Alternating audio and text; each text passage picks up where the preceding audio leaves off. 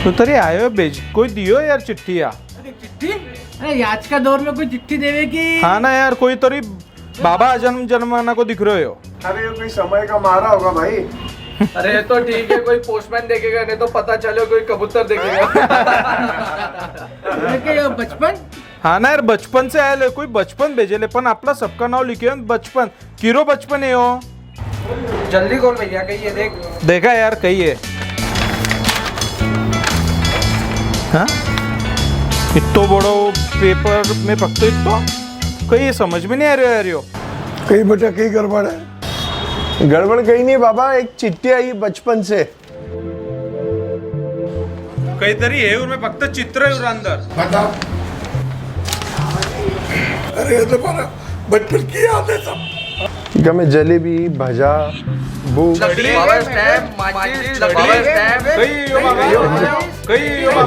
Books, प्रीत पढ़ाई के लिए, प्रीत पढ़ाई। हमारा बचपन की सब याद है। हाँ अपन बड़े बैठ के सब बात कर साले, एक एक बात बताओ। जल्दी चल। बचपन की हो। बचपन से जल्दी चल।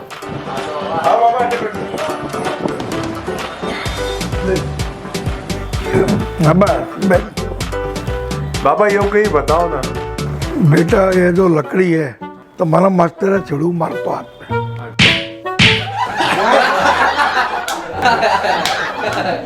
बाबा माने तो माका दादाजी तो अच्छा लगे, पण माने थाका दादा के बारे में बताओ।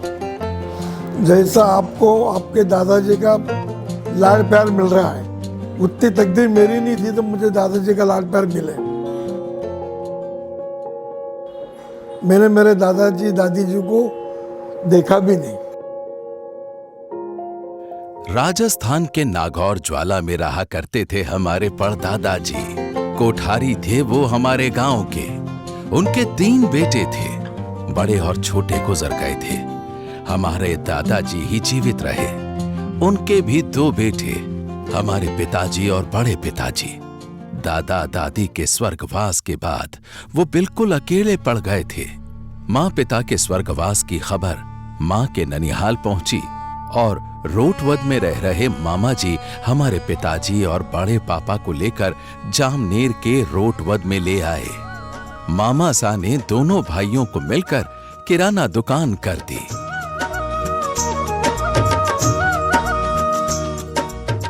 अपने कर्तव्यों का पालन करते हुए दोनों की शादी भी कर दी। मैं 2 साल का था और मां बीमार थी। उसे लेकर हम सब जलगांव आ गए। हमारा बसेरा फिर यहीं हो गया। बड़े पापा की किराना दुकान यहाँ पहले से ही थी, तो पापा भी उनके साथ हो लिए। बाबा थे भी स्कूल में जब ताते शरारत करता था कि?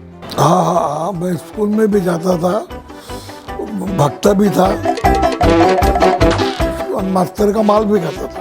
बेटा, मेरी पहली स्कूल थी भवानी पेट की मराठी शाला नंबर 8। मराठी मीडियम में पढ़ा हूं मैं। स्कूल में हम ढेर सारी मस्ती के साथ थोड़ी बहुत पढ़ाई भी कर लेते थे। प्राइमरी के बाद हाई स्कूल के लिए मुझे आर हाई स्कूल में दाखिल किया। हाँ, स्कूल में मेरे बहुत दोस्त थे। मदन, रजनीकांत, हरीश, प्रवीण, दिलीप आदि। हम सब बहुत मस्ती किया करते थे। मुझे माचिस की डिबिया, बीड़ी के लेबल्स और डाक टिकट इकट्ठा करने का बड़ा शौक था। विदेशी डाक से विदेशी टिकट मिलाने के लिए मैं चर्च के डस्टबिन छाना करता था। स्कूल के बाद दुकान जाता था। हमारे जमाने में पॉकेट मनी नहीं था।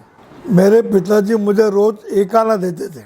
अपनी दुकान के बाजू में ही हलवाई की दुकान हुआ करती थी।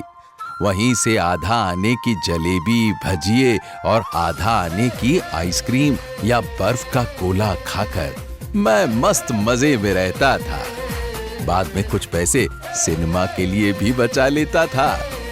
अरे बड़ा शौक था मुझे सिनेमा का। दोपहर के लंच ब्रेक में बंक मारकर हम दोस्त मंडली मैटिनी शो देखने जाया करते थे।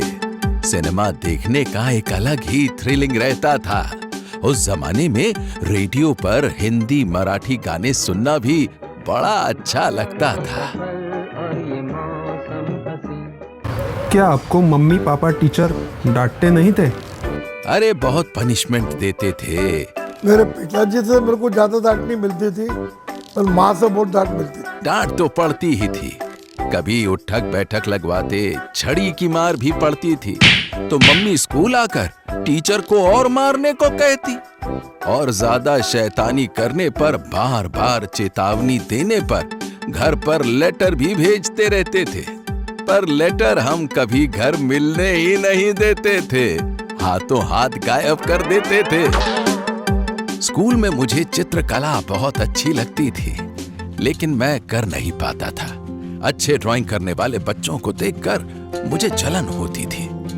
वैसे ही अच्छा भाषण देने वालों से भी, और संस्कृत का मुझे बहुत डर लगता था। हाँ, लेकिन मैं भूमिति में होशियार था।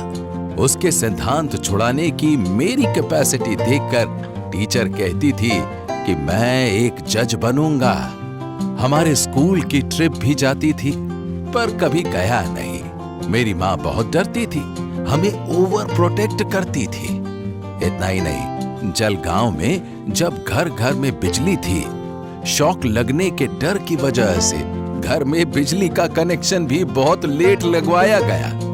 जब मैं 14 साल का हुआ था। बाबा धक्का ब्याह का कोई मजेदार किस्सा होइला तो सुनाओ ना। वो जमाने में क्या है, पद्धति कम थी।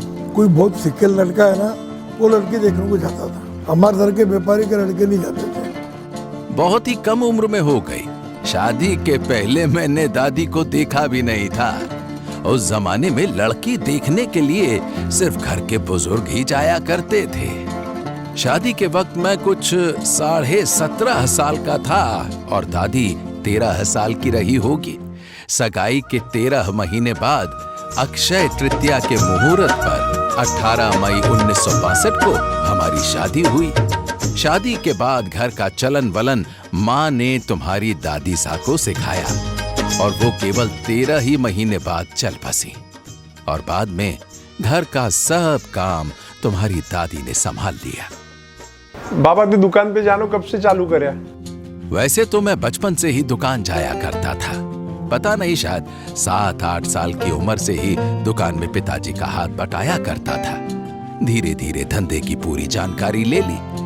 मैट्रिक पास करने के बाद आगे पढ़ने की इच्छा तो थी, लेकिन पिताजी का हाथ बटाना भी जरूरी था। पिताजी की ज्यादा उम्र और कमजोर आंखों की वजह से उन्हें कम दिखाई देता था। किराना दुकान में आए दिन सामान खरीदने बाहर जाना पड़ता था।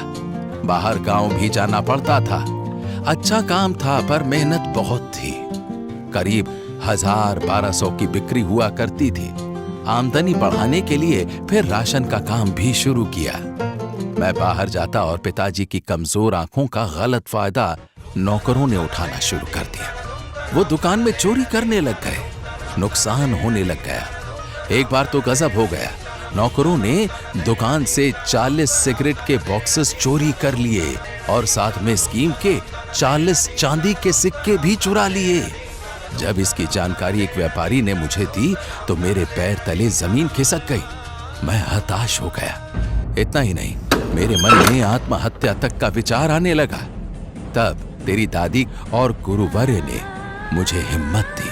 तेरी दादी कहती, आपने ईमानदारी से काम किया है, आप सही हो, भगवान हमारी परीक्षा ले रहा है, सब ठीक हो जाएगा। खूब सोचकर मैंने निर्णय लिया।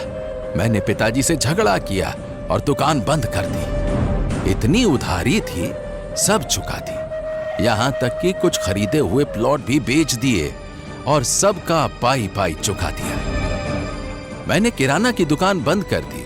कुछ दिन आराम किया। पान मसाले की थोड़ी जानकारी तो थी ही। एक बार मैं मुंबई के नल मार्केट गया था। वहां एक दुकान पर लंबी लाइन देखी तो उत्सुकता बढ़ी। जानकारी ली तो मालूम पड़ा वो रत्ना जर्दा की दुकान थी।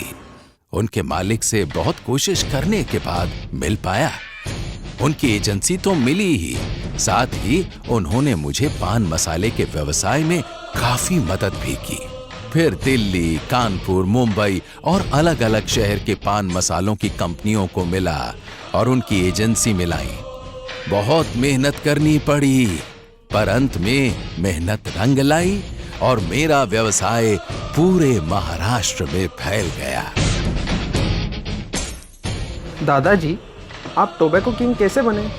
मुझे सभी चर्चित पनामा बाबा जैसे अनेक कंपनियों की एजेंसी मिली, ग्राहकों को अच्छी सर्विस दी, उनके फायदे को सर्वोत्तमता दी, ईमानदारी से काम किया, उन्हें सही माल दिया, उनके सुख दुख में उनका साथ दिया। देखते देखते व्यवसाय बढ़ता गया और हमारे अच्छे दिन आ गए।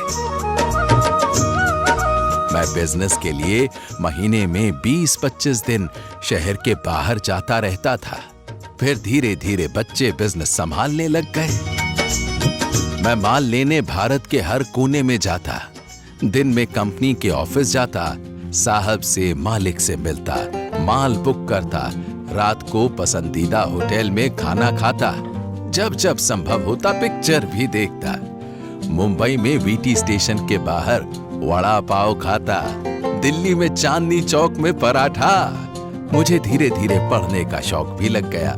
हर सप्ताह में दादर से नई नई किताबें खरीदता और उन्हें पढ़ता, सभी विषय की किताबें खरीदता। सच बोलूं तो मैं दादी को ज्यादा नहीं घुमा पाया। 2-3 बार माता जी के दर्शन करने और एक बार बालाजी के दर्शन करने हम साथ गए थे। मैं बिजनेस में बिजी रहा और दादी जी घर संभालने में, बच्चों को बड़ा करने में खुश रही। झगड़ा भी वैसे कम ही होता। वो गुस्सा करती मेरे गुटखा खाने की आदत से। घर में गंदगी होती थी, उसके कारण मुझे भी कंपनी वाले आते और गुटखा टेस्ट करने को कहते। ऐसे ही करते करते मुझे आदत लग गई। लेकिन थैंक यू टू कोरोना, एक दिन मैंने सोचा और गुटखा खाना बंद कर दिया। शायद दादी के लिए ये एक बड़ी खुशी की बात हो गई। तेरी दादी मेरा बहुत ध्यान रखती है। वो हमेशा मेरी पसंद का खाना ही बनाती है, जैसे कि आलू की सब्जी। दादाजी, क्या आप भी आपके बच्चों को डांटते थे? हाँ, डांटता था, कभी कभी मारता भी था, पर मेरे सभी बच्चे होनहार निकले। बड़े बेटे संजय ने बचपन से ही बिजनेस में रुचि दिखाई। उसने बड़ी खूबी से व्यवसाय को संभाला। मेरी बेटी राजश्री, जो बहुत प्यारी, सबका ध्यान रखने वाली, वो भी जलगांव में रही थी मेरे साथ में। हमारे जो जवाई थे वो गुजर गए थे।